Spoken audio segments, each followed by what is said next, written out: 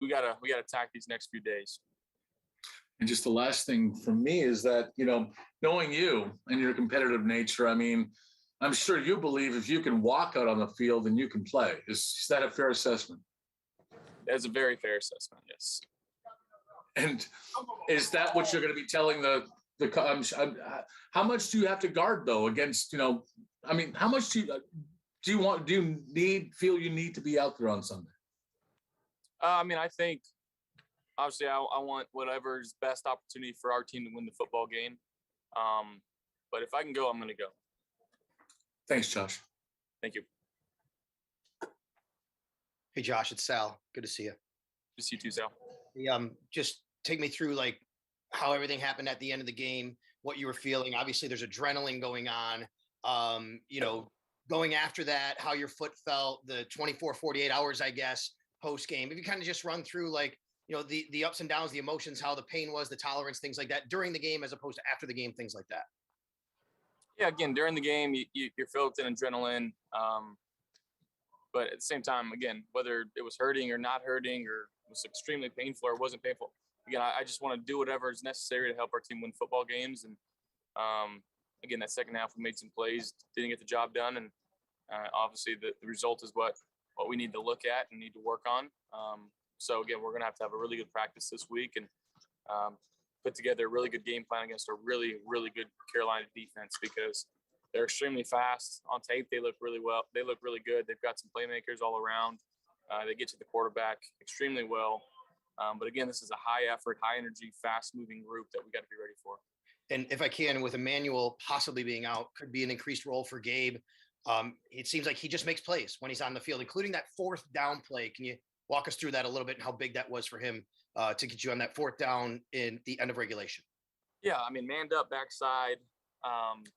He runs a stop route in the ball. The momentum just kind of pulled him back behind the chains. And the fight for him to, one, catch the ball, turn his shoulder, and have the awareness that he's got to go get a couple more yards.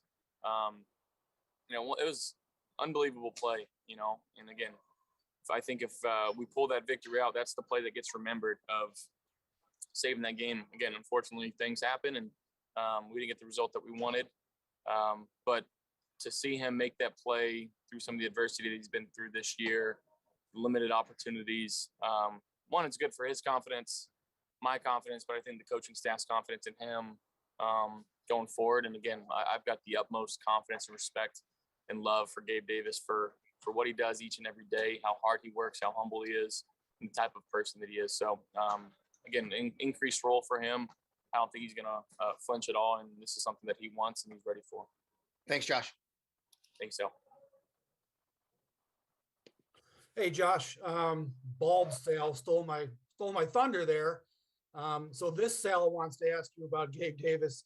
Do you look back? I know you can't change what's happened the first 13 games, but as you maybe look back, do you wish as a quarterback that you maybe would have had Gabe more available in these games? Maybe if they had given him more opportunity, because like you said, all he does is seem to make plays. Do you look back and say, man, I wish we could have changed something here or there?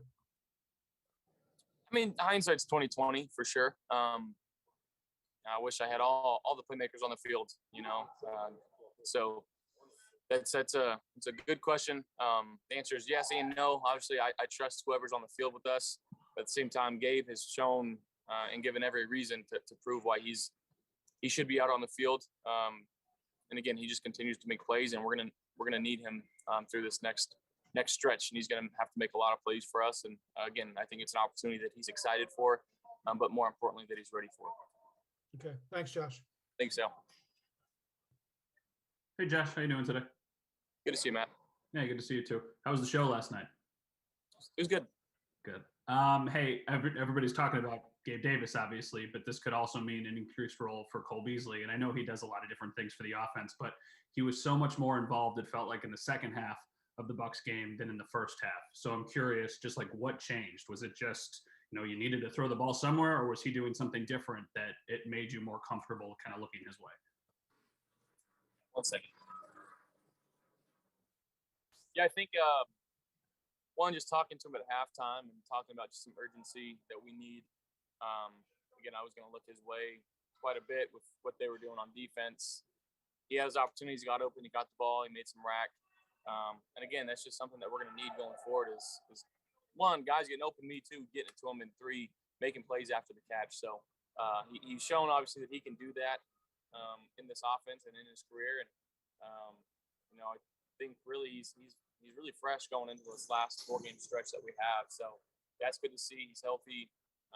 He was banged up earlier in the year, but he's just a guy that's consistent. He knows where he's going to be. Knows where he needs to be, and he makes the play more often than not. From a philosophy standpoint, does anything change with Emmanuel likely not out there this Sunday? I don't think so. Again, I hope he can play. It's in other people's hands. But again, just with the guys that we got, they got to step up. I got to step up, get the ball to the guys that are on the field with us, and we're gonna make some plays. Thanks, Josh. Appreciate it. Hey, Josh, it's Kim Jones. I'm in your parking lot. Is there any chance you can hear me? It's a little louder. Can you hear me, Josh? It's Kim. Yeah, I'm kidding. I'm kidding. Yes. I love that you just did that. I love that. Josh, with the group of losses, all of which could have been wins, do you find a common thread that goes through all of them? I mean, I think it's execution and situational football. Red zone, for example, we got to be better in that aspect. And again, there's a lot of shoulda, coulda, wouldas in our season this year. And if a couple plays go our way instead of the other way, talk might be a little different. But again, that's the ebbs and flows with the game of football. That's why we love it. That's why we play it. That's why we got to learn from it. And that's why we got to use it to our advantage in the next few weeks. Starting again Sunday with the Carolina Panthers, a really good defense that we got to be ready for. And we got to utilize everything we've learned in the past going forward. And it's only going to help us out, in my opinion. Josh, if I may, I'm sorry to follow up, but I did have one, if I may. I remember watching last year, and there were times that you all started 5 wide and made it look really easy. Why hasn't it had that appearance for most of this season? I mean, again, every team gets film. They see different things. The defensive side of the ball, they get paid too. But at the same time, we trust our guys, whoever we put out there. And I think obviously the emergence of Dawson Knox and how well he's played. Again, you go 5 wide, you got to take him out of the game. So there's a lot of moving parts that go with it that a lot of people don't realize. In terms of being one-dimensional too, when you got 5 wide out there, you're typically going to pass the ball. So we got to be smart in that aspect. But again, if we get those types of situations where we do that, we got to go up there and execute. Josh, thanks as always. Thank you. Hey, Josh, you touched on Cole Beasley when talking to Matt, particularly him playing through that injury a bit. I'm just curious, is there anything you learned out of him during that stretch of him still playing, but kind of fighting through that? Yeah, I mean, again, he's a warrior. We've known that. You go back to last year during the playoffs, fighting through that leg injury that he had. He wants to be on the field. He wants to help his team in whatever way possible. And again, when he's out there and he's full health, he's extremely hard to stop in man-to-man situations, and in zone, he eats it up. He knows where he needs to be. He's extremely smart. He sees the field through the eyes of a quarterback. So again, to get him on the field and start getting him the ball more, obviously, I think that's it's only going to help us going forward. And then I know your goal is obviously to play this weekend, but Sean did mention that Mitch would be getting some more reps probably today. So just, you've spoken so highly of Mitch. What did you see out of him and his preparation this week? Yeah, I mean, it's no different than any other week. He approaches it as if he's going to play every single week. I love the guy to death. He's awesome. He's an awesome teammate. Guys love him. Guys gravitate towards him. So, I can see why we went out and got him, and I'm just thankful we did. Thanks. That's all we have time for. Thanks, Josh. Thank you.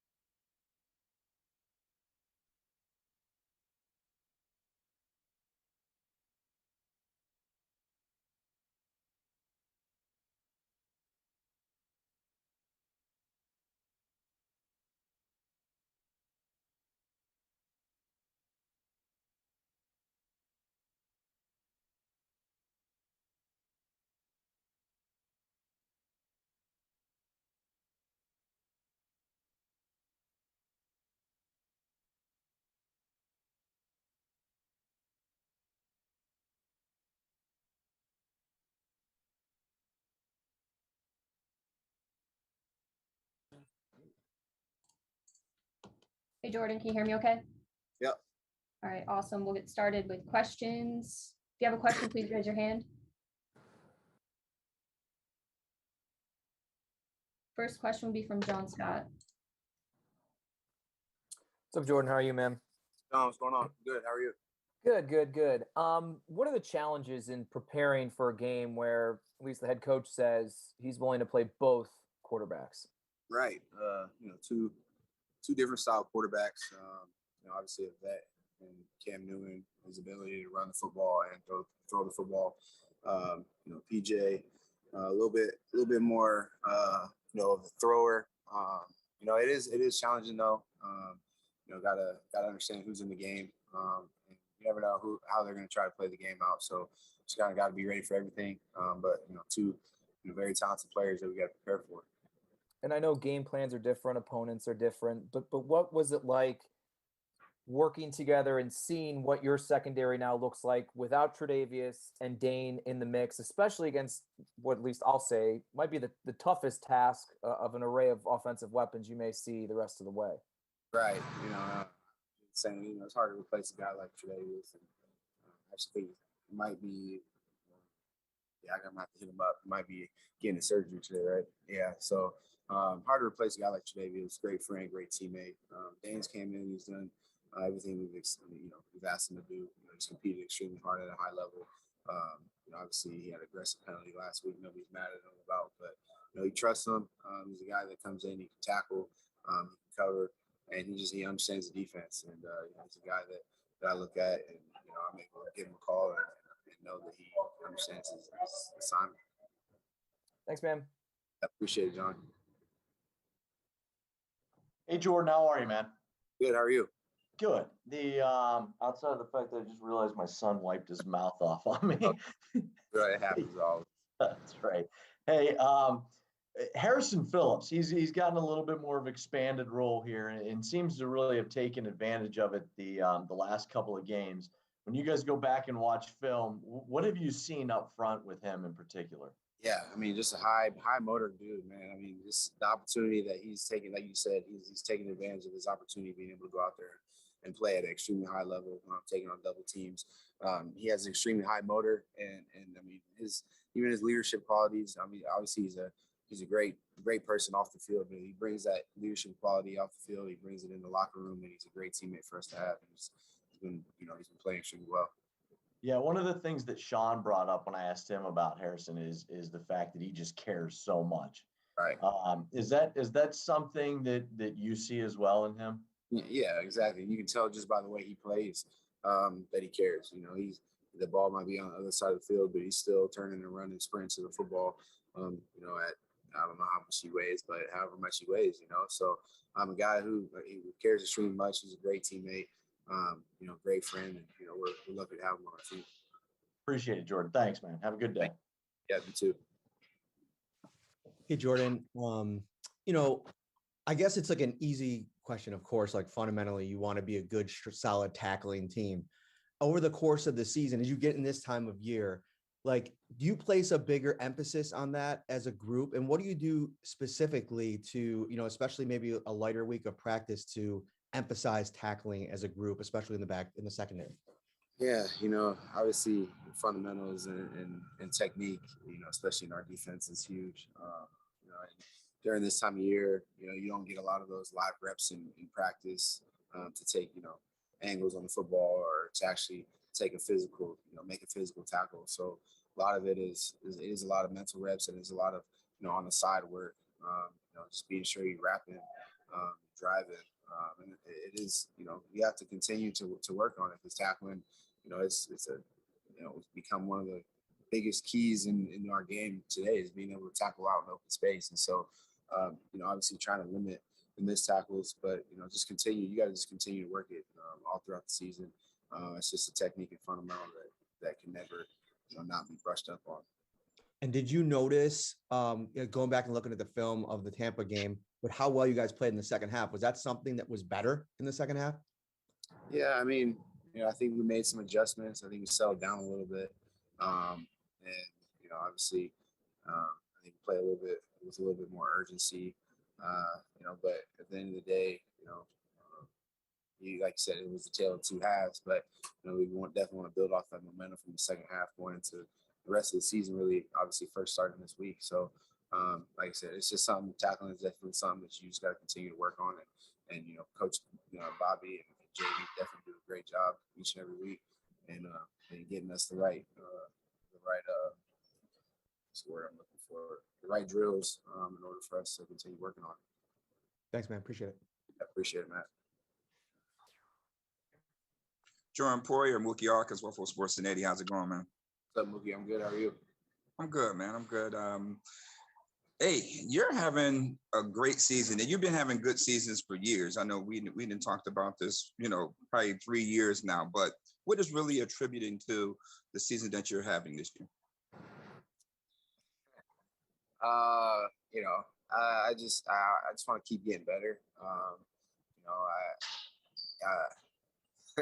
So it's a weird question to ask, man. I love this game. I love what this game has given me in my life, and I just want to continue to give back to the game that has given me so much. I love my teammates, I love my team. I just want to go out there each and every week and really try to just play my best. I don't necessarily am not one to ever look at the he said, she said type stuff. I understand who I am as a player. I understand who I am as a person, and I think that understanding as who I am as a player and person has definitely helped me, especially at this stage of my career. I'm 30 years old. I'm not getting any younger. But I played a lot of football. Obviously I got great teammates and Micah. All my teammates are great teammates, but great guys like Micah who helped push me to become the best version, the best player that I can be. And I like to think he would say the same. Both of us push each other extremely hard, and I think that gets the best out of us. Absolutely, man. But you've been doing that, man, for 3 years. Since you've been in the building, over 3 years since you've been here. It's just really good to see that you finally being recognized, for that work. But here it is, man. Back-to-back losses. I can't recall when the last time that has happened. What I mean? Guys, right?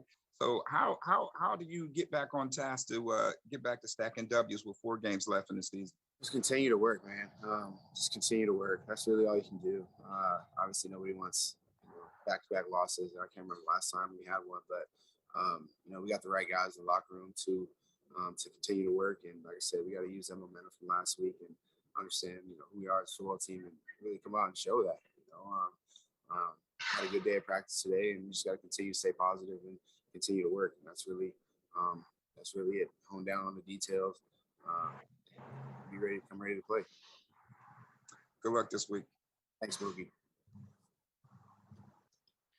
Hey, Jordan, I want to ask you this without putting you in a spot, because I know that it's tough sometimes when you get questions like this, but is it harder to play defensive back in the league today with what is perceived by many of us to be some of the inconsistencies and subjectivity of pass interference? 100%. I mean, shoot. I don't know. I don't know the right way to answer it. I don't know but it does make it extremely hard. You could argue calls all day long, but it makes it hard for the defender to play. You got to play it dang near perfect. You as a defender, you got to play the ball. You got to look back. Look back at a couple of Dane's PI last week. I don't know anything else he could have did. So it does make it extremely difficult, but it's just something that we got to continue to work and control what we can control. Okay, since you opened the door about Danes, I'll ask you it this way. On that particular play, maybe it might be an example of maybe some receivers are just getting the benefit of the doubt because they're bigger bodies, and the way that the ball is thrown, that happens. Is that tough then? Because especially for the smaller guys, you see Dane out there. Yeah, and I really never agreed with bailing a team out based off of a bad throw. When you watch games at TV at home and you see, maybe a quarterback is just trying to get the ball out of his hands, and so he throws the ball down the field, and he underthrows it. Those are the hardest ones as a defender to defend, because at that point you're maybe hip to hip, and but you're down the field, and the ball is coming, so you got to keep running, but you don't know where the ball is coming at, and the receiver does because he's obviously looking back and now he's got to come back to the ball. That might be the hardest play as a defensive back to make because now, your momentum is running forward. The receiver's trying to get back to the ball. And even if you do turn around, most 9 times out of 10, that receiver is going to turn, basically grab you or try to figure out a way to come back to the ball and make it, and there's a lot of calls that have gotten bailed out because of that. And not that it matters. I don't necessarily agree with it, but it is what it is. But it does make it a lot harder for defenders to play defense. I really appreciate that insight. If you have any answers to how to fix that, which I agree, we've been debating it. Trust me, we've been in here in our DB. We've been in our DB meetings talking about it. I know. Just make the adjustments we got to make. Really, honestly, though, thank you, Jordan. I appreciate that. Yeah, appreciate it, Sal. That's all we have. Thanks, Jordan. Thanks.